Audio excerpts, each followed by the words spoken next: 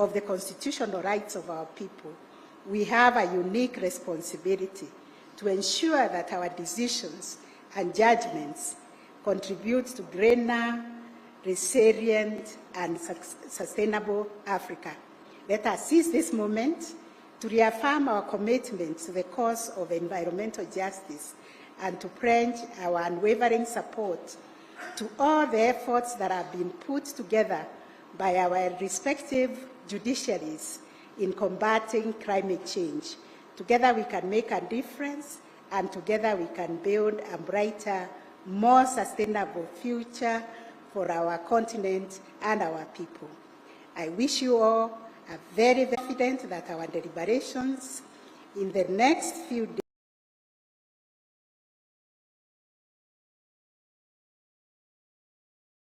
meaningful insights and lasting partnerships that will serve to strengthen our collective resolve in the fight against climate change. Once again, Your Excellency, I extend a very, very warm welcome to our guests to Nairobi and pray that our shared efforts in pursuit of environmental justice will bear fruit for generations to come. And now, ladies and gentlemen, Your Excellencies, my lords and ladies, please join me as I welcome His Excellency, the President of the Republic of Kenya, to address this gathering and officially open the symposium. Welcome, sir, to come and address us.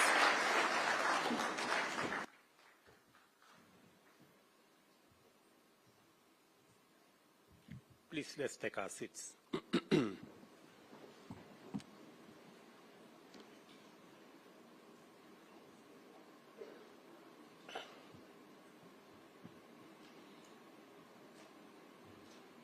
Madam Chief Justice and President of our Supreme Court, Madam Deputy Chief Justice, Chief Justice Emeritus, the Honorable Willie Mutunga and the Honorable David Maraga, Chief Justices from various parts of our continent, judges of the Supreme Court, distinguished judicial officers from different parts of our continent, ladies and gentlemen, and our visitors, good morning and welcome. Welcome to Nairobi and welcome to Kenya. I join Madam Chief Justice for the convener of this symposium in welcoming you to both Nairobi and Kenya. Let me volunteer some information about Nairobi and about Kenya. About Nairobi, this is the city that has a national park within 10 minutes from your hotel. So you may find some lion or cheetah because sometimes they escape from the national park. Please be careful because they are not domesticated. Welcome to Kenya.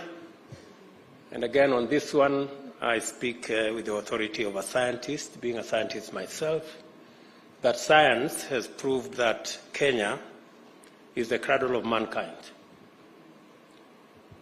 You may find yourself having this feeling that you are more at home here than from where you come from. Please understand that this is where we all started, and we can tell you, welcome home.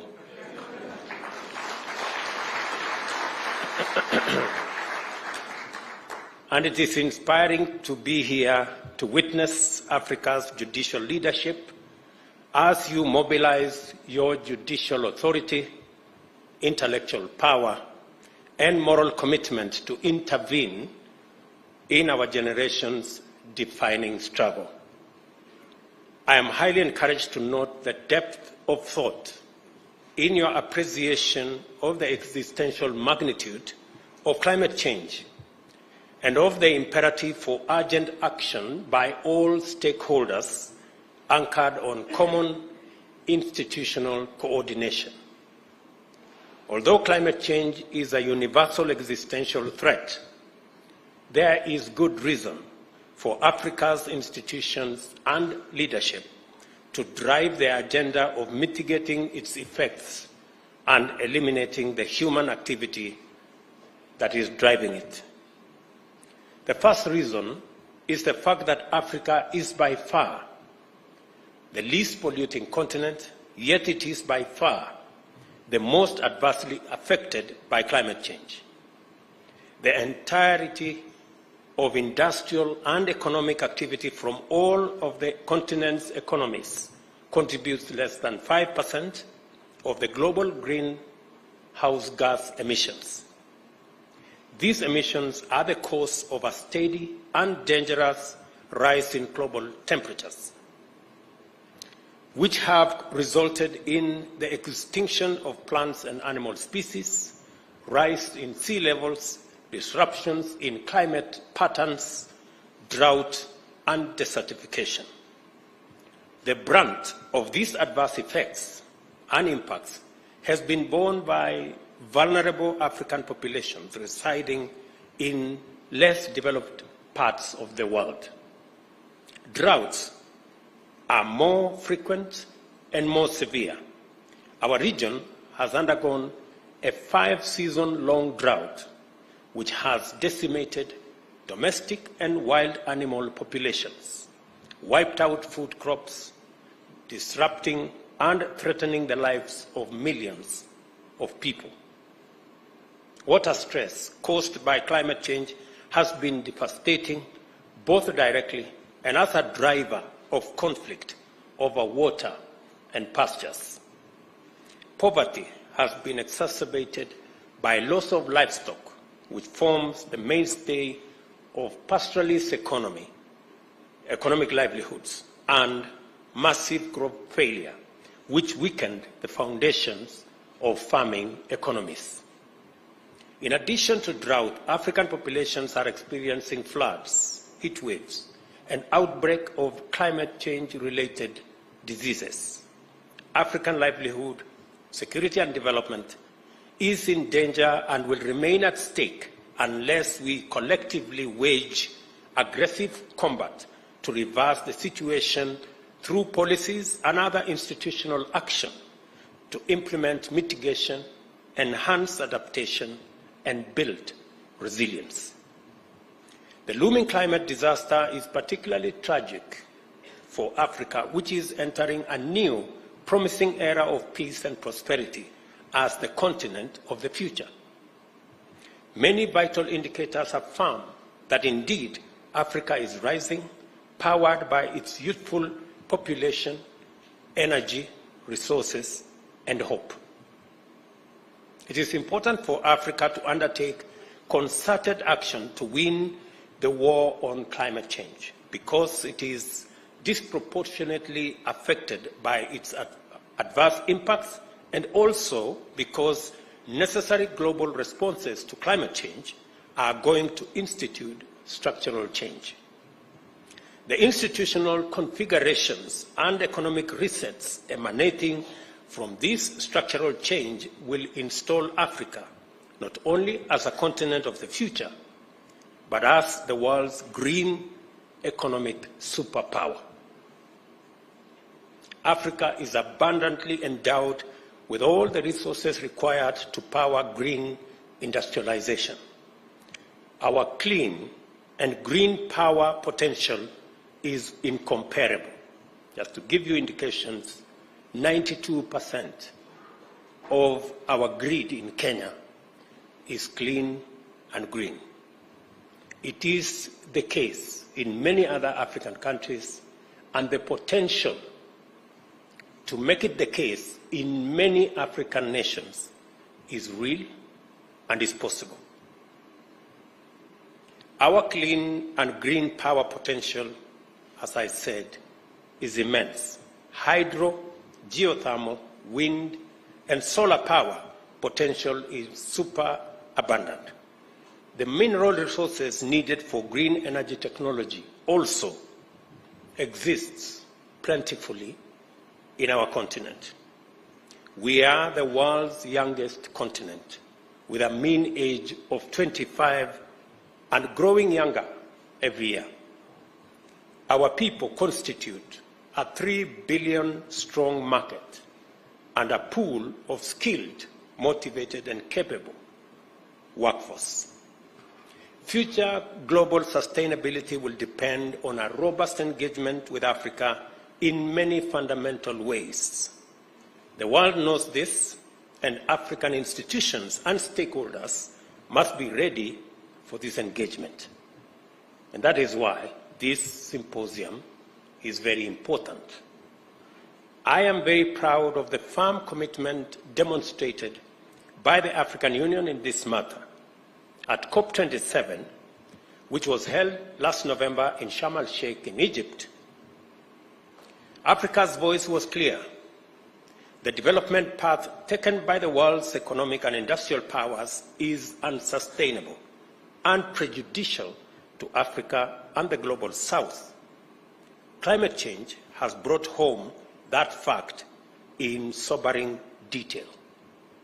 Africa is emphatic that although prosperity is an urgent goal to liberate our people from the indignity of poverty and inequality, the path of pollution is not an option. The African Union prefers a more ecologically responsible industrialization, one that promotes multi-sectoral climate resilience in agriculture and food systems, water resources, energy, transport and infrastructure, among others. We also insist, quite firmly, that international development financing must be more appropriate for the needs of our existential moment in terms of how much resources is accessible, affordable, and adequate. In February, I was encouraged to witness the impressive level of activity accomplished by African group of negotiators, especially at COP27, as well as the various African climate change initiatives. The Committee of African Heads of State and Governments on Climate Change, which I chair, also coordinates various African climate change commissions that are doing extremely important work in many regions of our continent to implement the Africa climate change and green recovery agenda. I'm also honored to lead Kenya's participation in these regional, continental, and climate actions. It is a privilege to join our African brothers and sisters in this good fight and make our contribution to the defining struggle of our generation.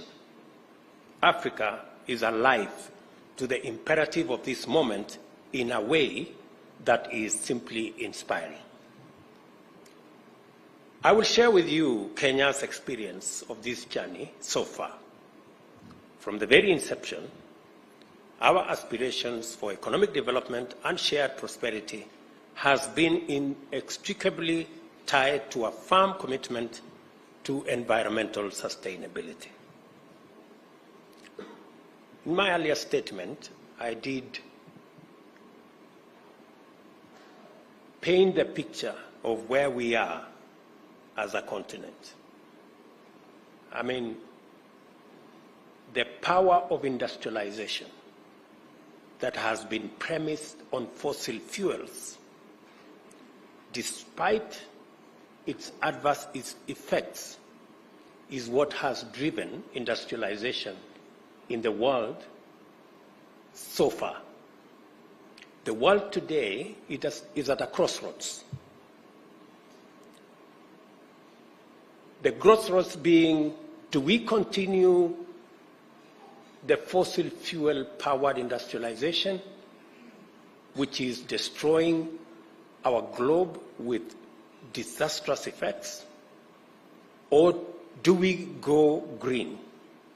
I think that decision is no longer a decision that we are waiting to make. It is an existential threat that faces us as humanity, and the option is already made for us that we can only go green. Why Africa is in a pivotal position as we go green is because, number one, Africa has the highest reserves and potential for green energy, whether it is geothermal, wind, solar, hydro. No other part of the world has the resources we have. Number two, we have the resources in our continent, the mineral resources, the natural resources, for green energy technology. Number three, we have the greatest potential for green, sustainable agriculture and food production because 2/3 of the world's uncultivated arable land is in Africa. And number four, we have the youngest population, energetic, innovative, creative. And in any case, 1/4 of the world's population will live in the African continent by 2050. So if you are looking for the people to work for this globe, for humanity, whether you like it or not, they will be in the African continent. Forget about the small migration that is happening now from Africa. Shortly, I promise you, the migration will be in the opposite direction. Very shortly. The only thing that stands between us and the huge potential we have in this continent. And I want to encourage you, as Chief Justices of our continent, the only thing that stands between us and this huge potential is a financial system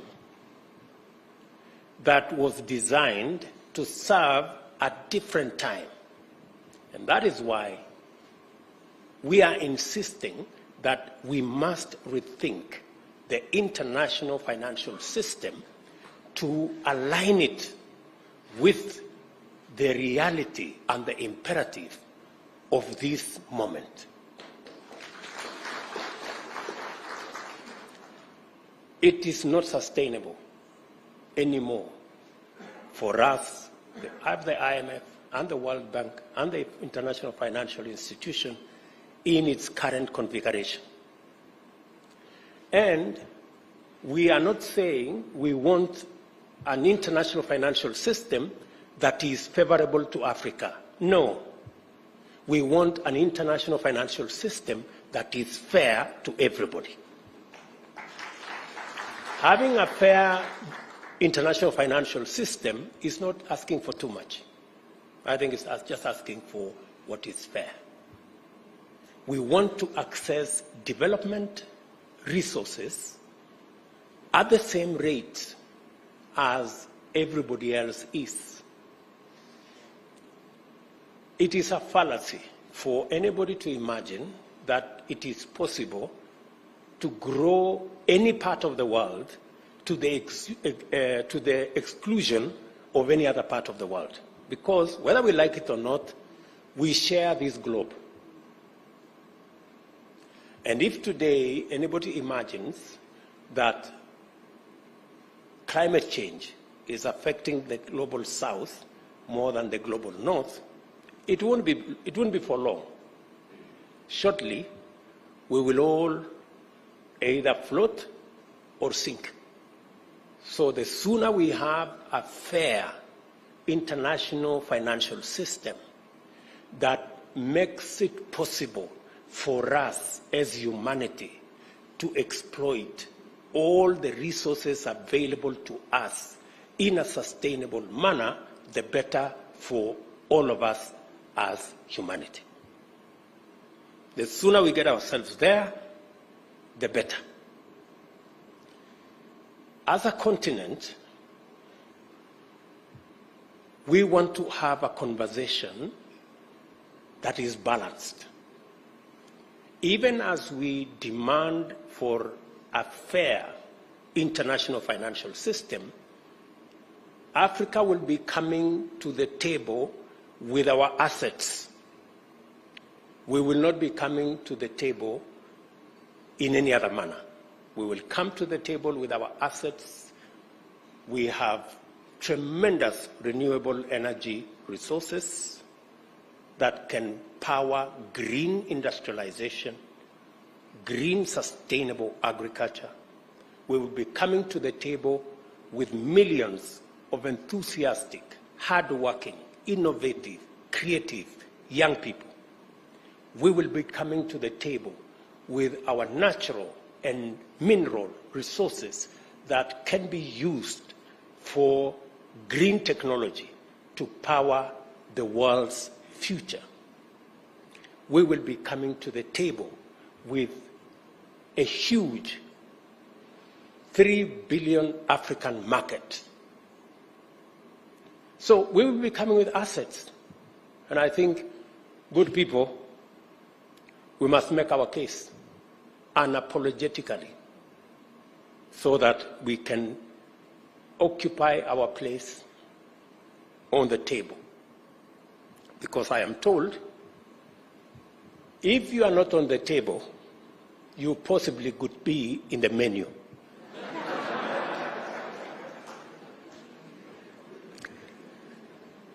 The commitment by the people of Kenya goes further and deeper.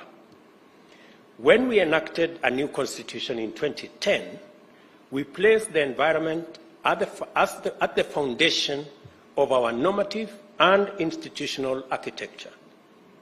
The fourth paragraph of our Constitution's preamble states that our respect for the environment and determination to sustain it was one of the motivating premises in enacting our Constitution. Article 42 entrenches a clean and healthy environment as a fundamental human right, while Article 67 and 70 set out the framework for the enforcement of environmental rights and obligations. Once we enter the domain of rights and obligations, the respective mandates of the three arms of government automatically follow. Article 21, the state is required as a fundamental duty to take legislative, policy, and other measures required to actualize these rights. Because of the centrality of land in economic and social and cultural and environmental discourse, the Constitution institutes a robust framework for land and environmental governance with a dedicated constitutional commission and the consequential establishment of the Land and Environment Division of the High Court. The Court adjudicates matters related to land, including natural resources and environmental sustainability. As a matter of national policy, Kenya has been involved in environmental diplomacy since the early years of our republic. At the famous Stockholm Conference in 1972, my predecessor and all of us, we impressed on the United Nations for the need to have a dedicated multilateral environmental agency and lobbied to host it in Africa. As a result, the headquarters of the United Nations Environmental Programme, UNEP, is based here in Nairobi. It means it remains the only UN global headquarters in the global south. And for your information, the largest. In 1992, Kenya called the world's attention to the emerging threat of depletion of the ozone layer by toxic emissions and to the buildup of greenhouse gas emissions, which posed dangerous consequences on life on Earth. Today, we remain strongly committed to our national tradition of championing ecological responsibility throughout the world, but starting here at home. In 2016, Parliament enacted the Climate Change Act, providing us the institutional framework to anchor the national response to climate change. It also legislated the Environmental Management and Coordination Act, which sets out the principles, standards, and procedures for the sustainable use, conservation, and management of the environment and all our natural resources. In December last year, I launched a national green national tree planting drive. The Forest and Rangeland Restoration Initiative aims to grow 15 billion trees by the year 2030, and this will increase the national tree cover from the current 12.3% to 30%, which will be 3 times the constitutionally mandated minimum of 10%. It will further contribute to our African Landscape Restoration Initiative target, as well as other initiatives to restore degraded lands, forests, and water towers.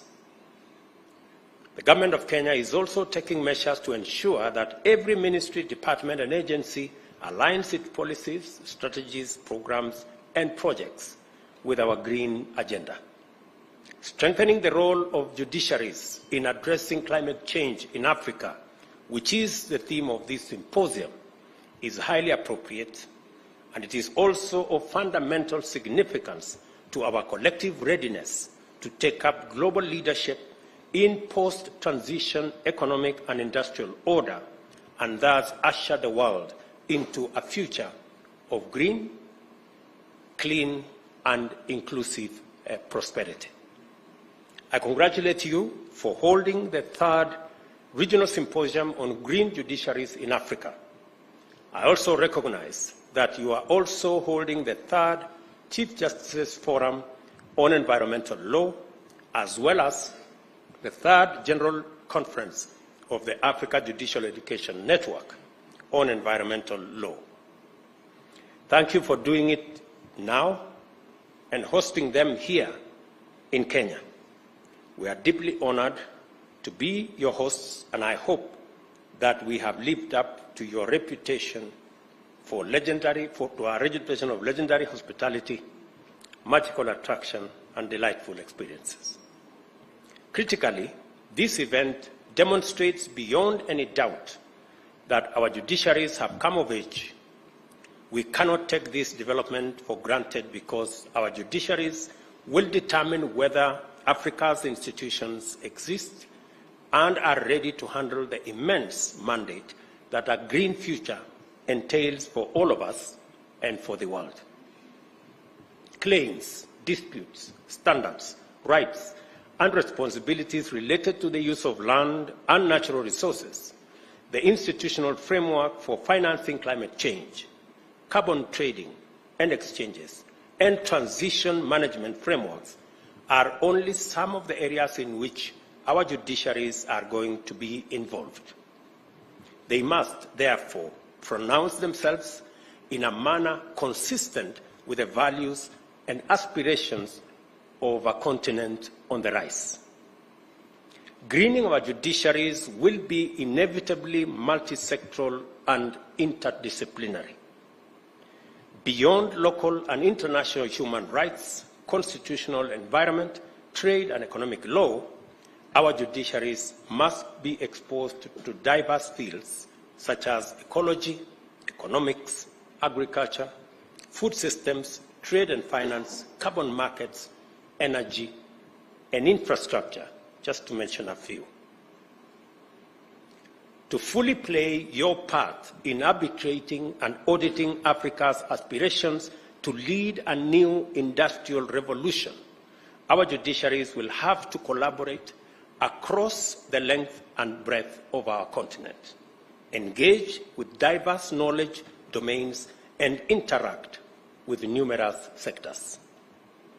They should also formulate a unified understanding of sustainability as the guarantor of prosperity, peace and security, ecological integrity, and human well-being. your decisions will matter a great deal. They will shape climate governance and enhance environmental justice by promoting accountability for environmental harm and facilitating collective action by all stakeholders. A few days ago, the UN General Assembly passed a resolution that the International Court of Justice renders an opinion obligating the world's biggest emitters to take responsibility for their actions. I equally challenge our judiciary to be creative and imaginative and develop jurisprudence that will enhance climate action based on the polluter pays principle.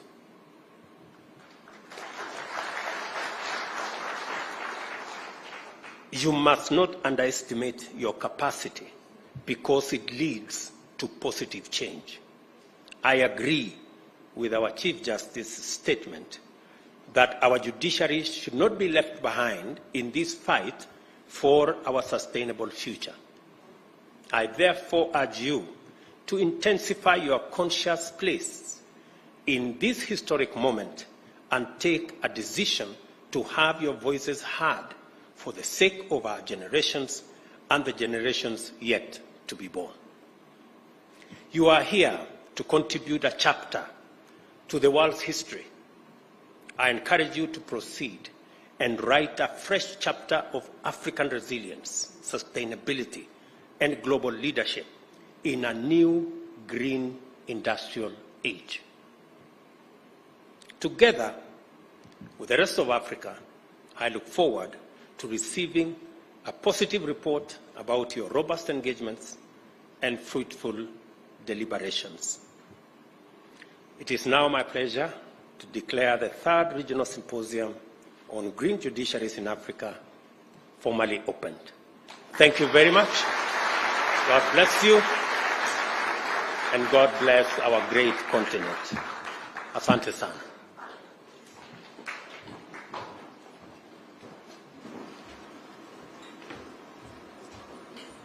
Can we just have one more warm applause for our President, Your Excellency? Thank you.